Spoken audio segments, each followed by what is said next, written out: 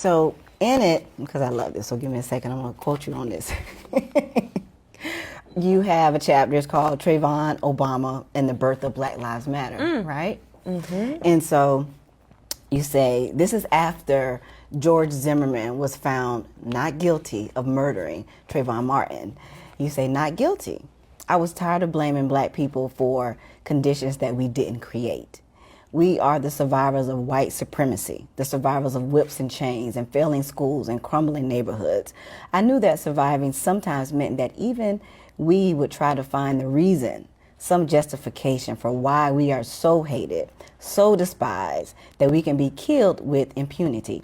To find a reason if only for the sake of our own survival, right? But I was still infuriated by some of the responses to the verdict of the trial.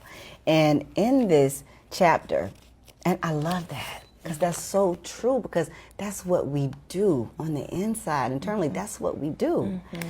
And that really hit me. And so, you know, as you said here, you know, we try to find some of the reasons. Our kids need to pull their pants up. Our communities need to make sure we vote. Our kids need to get a better education.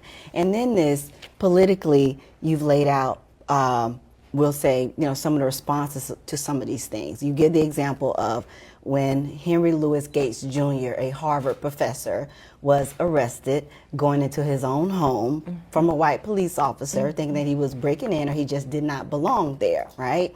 And President Obama at the time came out and said that he acted stupidly, right?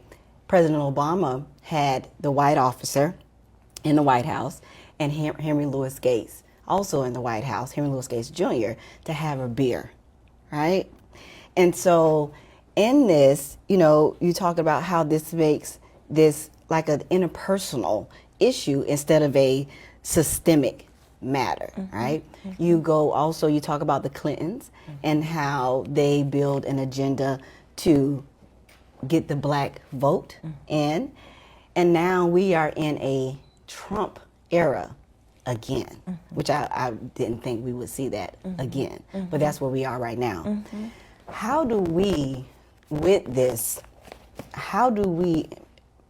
from your opinion, from your lens, how do we as a black community, how do black populations build what one may call political power when we have pieces like this happening that are real today, you know?